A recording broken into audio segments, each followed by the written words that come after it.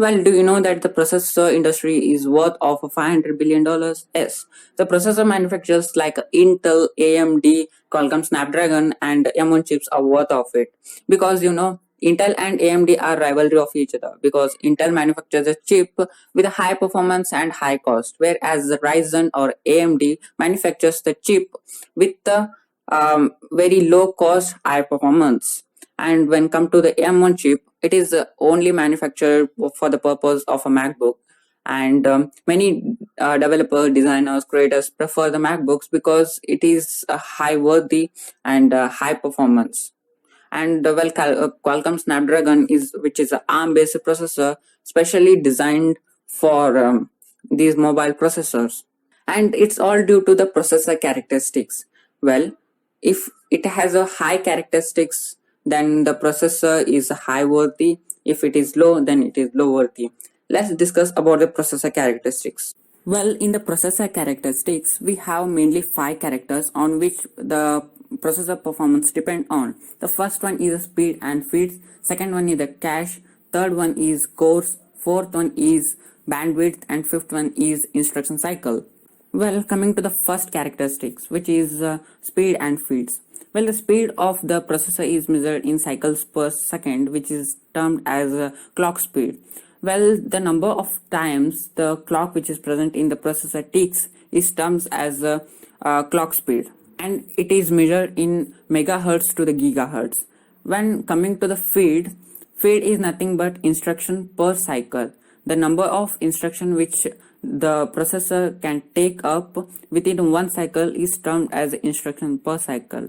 Well, if instruction per cycle is greater than the cycles per or clock speed, then the performance of a processor is good. If not, then processor is quite slower. Well, coming to the second characteristics of a processor. Well, fast access of a memory is an important thing in the processing, and memory hierarchy is directly proportional to the memory bottleneck. What is memory hierarchy? Well, memory hierarchy is arrangement of the memory system in the ascending order. Like we have first cache, next register, and we have RAM and ROM, then the secondary memory. And these memories are directly proportional to the memory bottleneck, which means the memory leakage. Leakage of memory increases as the storage and the memory increases. Therefore, CPU uses the register which are very small and have some data, and this data is very fast and utilized for the functionality for the fast processing. Well, cache are of two levels, level 1 and level 2. Level 1 cache is normally faster than the level 2 because of the memory hierarchy proportionality to memory bottleneck. And there is a level 3 cache which is present in the graphics card, and these caches are bit faster than the main memory. Well, now we are going to discuss about the cores. The cores which are manufactured in the CPU nowadays are multi-core, and the CPU has their own cache which are able to communicate with cache of others, and it is fully functional. And as the number of cores increases, the performance of CPU also increases. Thus, there will be increase in the cost. And the CPU with the 2 cores are termed as dual core, and 4 are termed as a quad core, and 8 are termed as the octa core.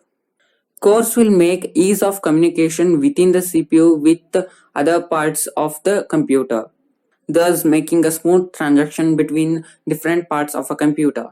Therefore, the cores are quite costlier. Okay, now we are going to discuss about the bandwidth. Bandwidth is termed as the speed of a communication of a CPU with the outside part of the computer or the peripheral parts of a computer. Well, in the discussion of a processor characteristics, we have discussed about the clock speed. Clock speed, which is the speed of or the number of times the clock ticks in the processor, is termed as a clock speed, whereas a bandwidth deals with the outside parts of the computer, means the communication speed with the outside parts of a computer is termed as the bandwidth. Example for the bandwidth is that PCI Express slot communicate with the discrete graphics card, keyboard, mic. These are the examples of a peripheral parts of computer, and this bandwidth is divided into 2 types: memory and input output. Well, the fifth most important characteristics of a processor is instruction cycle. Well, instruction cycle has three steps. First one is fetch, and second one is a decode, and fourth one is execute.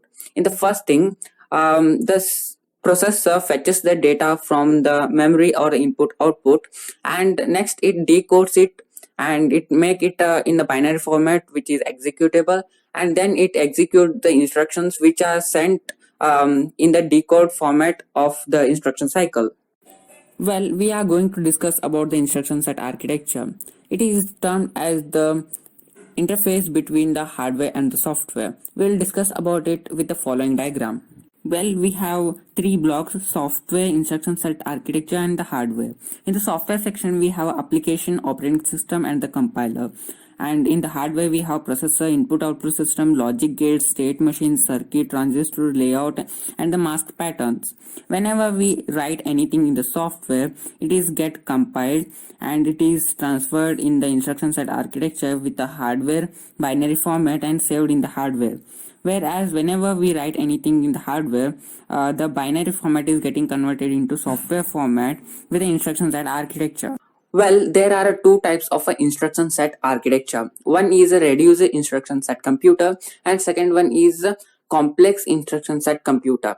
We discuss both of them in the format of a difference table as shown in the presentation.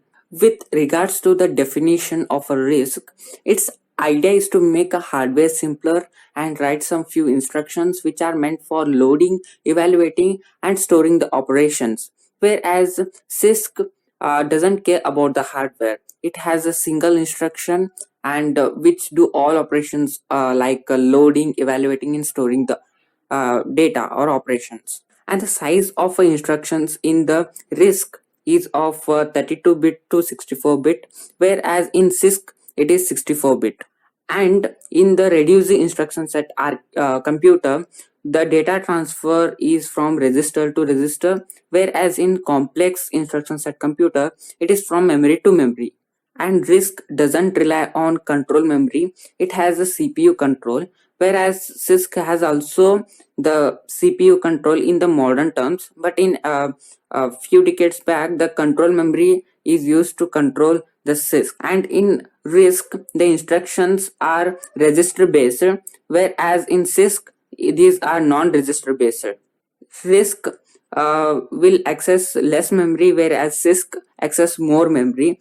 And here in RISC, we have uses single clock, and CISC uses multiple clock. And instructions in RISC is reducer and simple instruction, whereas in CISC it is complex. Okay, these are the few differences as well as the characteristics of a both instruction set architecture. And now we discuss about the polling and interrupt in the next video. Thank you. Well, do subscribe our channel for regular updates. Thank you.